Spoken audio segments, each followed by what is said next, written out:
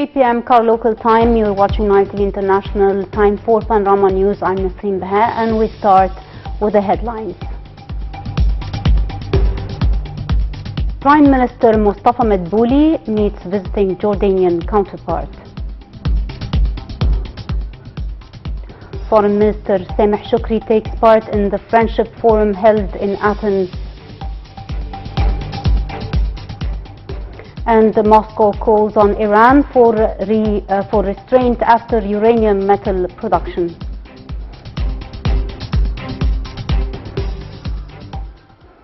Welcome back. Time for the news in full. Prime Minister Mustafa Madbouli met on Thursday with visiting Jordanian counterpart Bishr al-Khawasna. The meeting tackled files of mutual concern and efforts to maximize benefits for the two sides under the joint Egyptian-Jordanian Higher Committee for Cooperation. The two premiers discussed means of exchanging expertise in a number of projects in the fields of electricity, power and infrastructure. More details in a following report. Following the talks, Madbouli and Jordanian counterpart inspected the development project of Al Tahrir Square. Madbouli briefed the visiting Jordanian premier of the details of the project, which turns the square into a cultural site.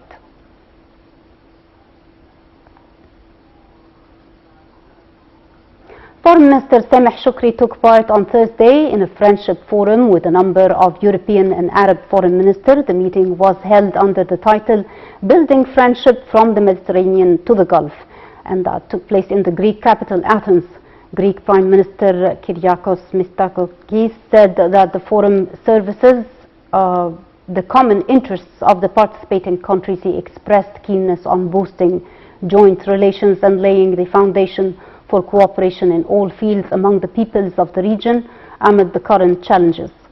He stressed the importance of cooperation to control the coronavirus pandemic. The Greek premier also named the fields of education, economy and culture as fields with prospects of cooperation to create better future for peoples in the region. The attendees held a joint press conference after the forum, speaking during which Shoukry said that Egypt is seeking to boost ties with Greece, Cyprus, the Gulf and European countries. He noted that the cooperation between Mediterranean and Gulf countries can help in facing the challenges, including the coronavirus pandemic. The Cypriot foreign minister said that the forum aims at serving the common interests of peoples in the region. He noted that there was a consensus on the challenges facing the region. Meanwhile, Saudi Foreign Minister Faisal bin Farhan said that the forum is part of efforts to enhance security and stability. He called on nations to respect other countries' sovereignty and maintain good neighborhood relations.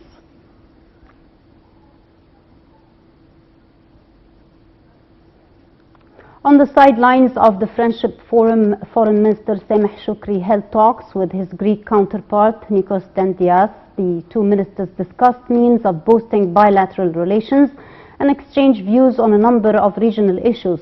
Shoukry expressed Egypt's appreciation for Greece for ratifying the Statute of the Eastern Mediterranean Gas Forum, which is due to come into effect in March 2021. Shoukry also met with his Cypriot counterpart Nikos Christodoulos for talks on bilateral ties and issues of mutual concern.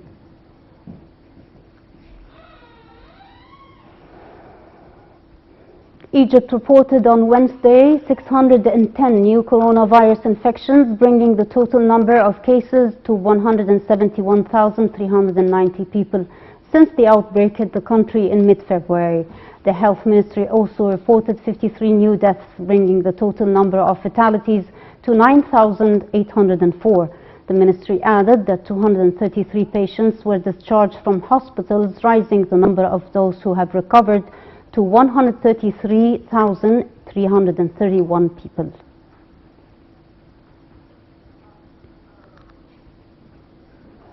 As the world struggles to contain the coronavirus pandemic, vaccination is underway around the world with the already authorized coronavirus vaccines. The total number of global coronavirus cases surpassed 106.55 million as of Wednesday, with the death toll exceeding 2.33 million. More details with the following story. The total number of global coronavirus cases surpassed 106.5 million as of Wednesday, with the death toll exceeding 2.3 million. The World Health Organization coronavirus dashboard showed that the United States came first in the world with the highest infection cases of 26.8 million, 461,000 deaths. The WHO data show that India is the second worst affected country globally, followed by Brazil. Countries with more than 2 million cases also include Russia, Britain, France, Spain, Italy, Turkey, Germany and Colombia. As the world continued to suffer the second wave of the pandemic, Germany will extend lockdown efforts to contain COVID-19 pandemic for 3 more weeks till March 7th. France also reported the highest daily total in a week. The country is facing a high risk of a rebound in the pandemic as more contagious variants of the virus continue to circulate. The world is struggling to contain the pandemic. Vaccination is underway around the world with already authorized coronavirus vaccines. Meanwhile, 242 candidate vaccines are still being developed worldwide, 63 of them in clinical trials in countries including Germany, China, Russia, Britain, the United States, according to information released by the World Health Organization.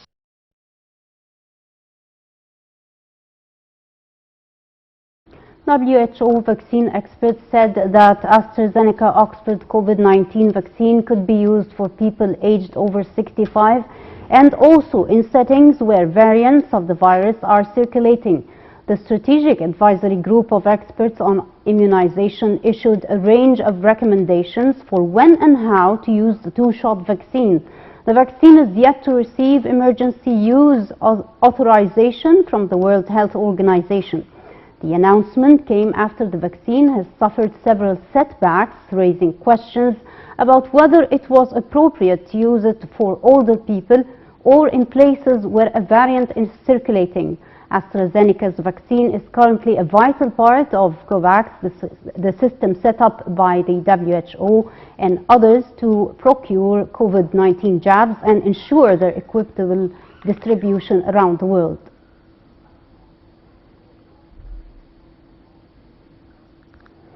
Saudi forces intercepted an armed drone fired by Houthi rebels in Yemen on Thursday, a day after a rebel strike on an airport in the kingdom. The latest drone attack targeted the garrison town of Khamis Mushayt in southern Saudi Arabia that hosts a key air base, but the drone was destroyed before reaching its target. Several drone attacks attacked Abha's International Airport in the kingdom's southwest on Wednesday, prompting Washington to call for an end to Houthi aggression. The coalition said that the attack set a civilian aircraft ablaze, while the Houthis said they had struck Abha Airport with 4 drones, claiming it was used to launch attacks inside Yemen. The United States reacted by calling for the rebels to immediately stop these aggressive acts, just days after demanding an end to any new offensive in Yemen. U.S. President Joe Biden, who has reversed his predecessor Donald Trump's policy on the conflict, has deployed his new Yemen envoy to Saudi Arabia.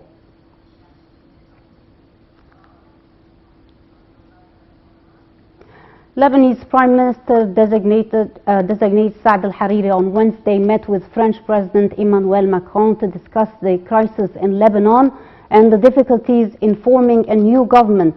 Al-Hariri and Macron had discussed the internal Lebanese difficulties that hinder the formation of the government and the possible ways to overcome them. Macron has been spearheading international efforts to rescue the country from its deepest crisis since the 1975 to 1990 civil war. Macron is trying to persuade Lebanese politicians to adopt a roadmap and form a new government to root out corruption so that the international aid resume.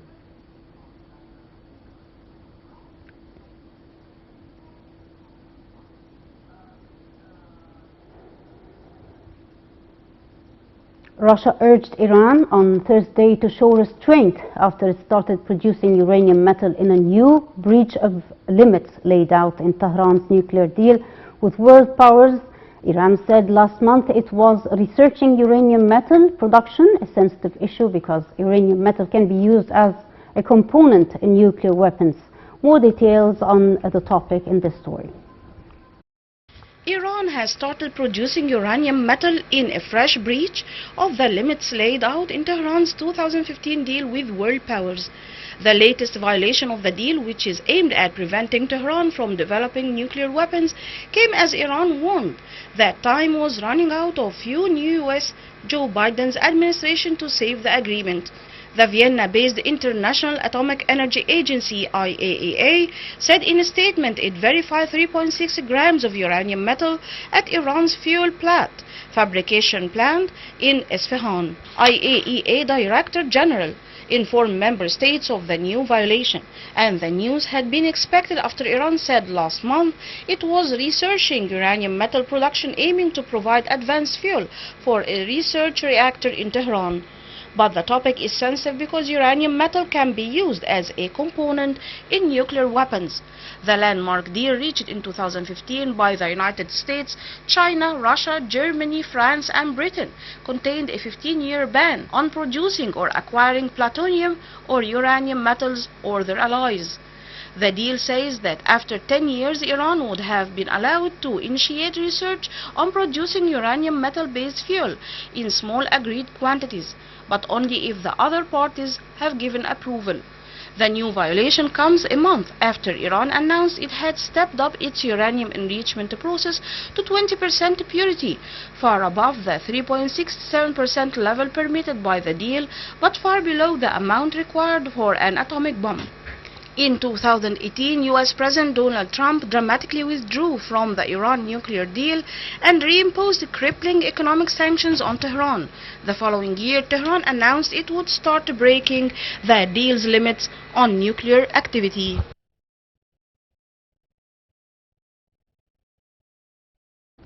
The United States renewed its call on Turkey on Wednesday to get rid of an advanced Russian air defense system, appearing to reject an offer by Ankara to avoid U.S. sanctions. Turkish Defense Minister Hulusi Akar, in an interview this week, proposed a compromise in which the NATO ally does not fully deploy the S-400s, which Russia originally built to target Western jets. Turkey went ahead with the purchase despite warnings from the United States, which under former President Donald Trump booted Ankara from the F-35 fighter jet program and imposed sanctions on Turkey's military procurement agency. President Joe Biden, before the election vote to toughen the U.S. stance on Turkey's President Recep Tayyip Erdogan.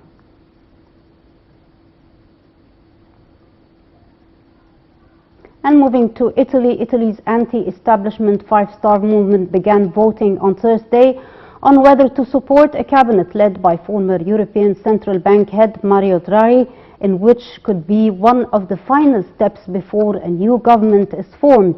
Draghi received the mandate to lead a new cabinet after Prime Minister Giuseppe Conte resigned. He has held 2 rounds of talks with parties to pull together an administration. A host of groups from left to right pledged to support him, and he would not need the five-star votes to have a majority in both houses of parliament. However, the backing of the largest group in parliament would help Draghi building a broader coalition able to face the country's twin economic and coronavirus crises.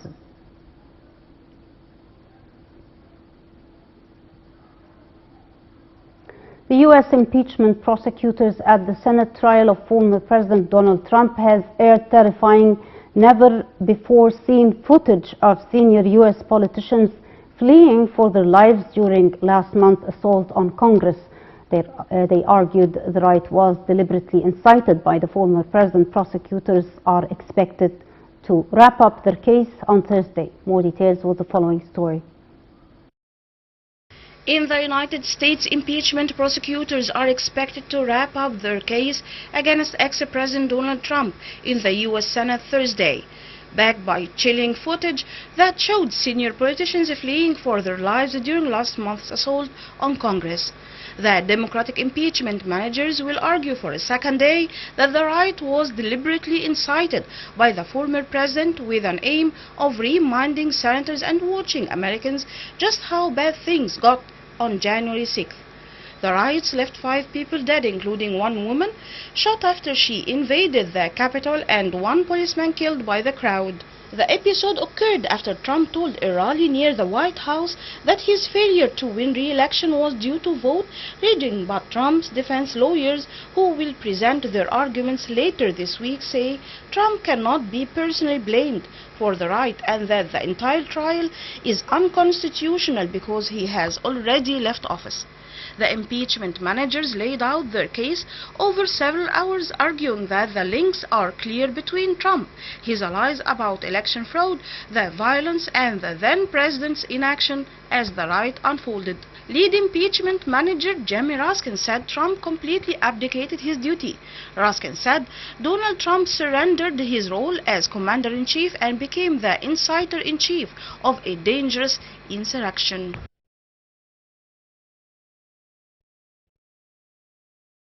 Anti-coup protesters on Thursday took to the streets of Myanmar for a sixth consecutive day after U.S. President Joe Biden announced sanctions against the Southeast Asian nations' generals and demanded they relinquish power. There has been an outpouring of anger and defiance since the military ousted civilian leader Aung San Suu Kyi last week and detained her along with other senior figures of her National League for Democracy party.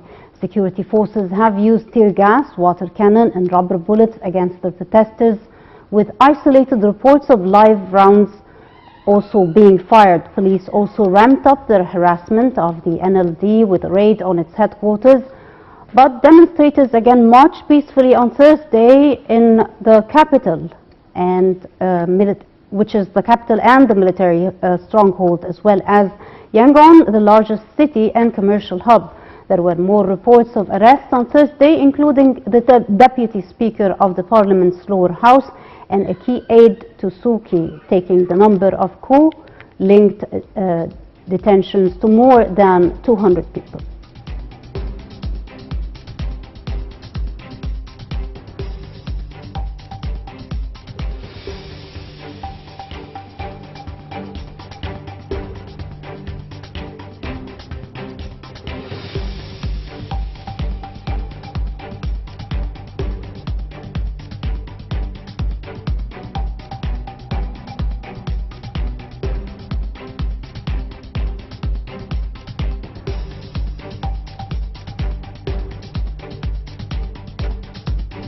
Well, that ends our review of the political events locally and worldwide, and I leave you with more news with Shireen Aidel, Economy and Sports. Good afternoon, Nusreen. Good afternoon. Good afternoon, the viewers. Now we start with the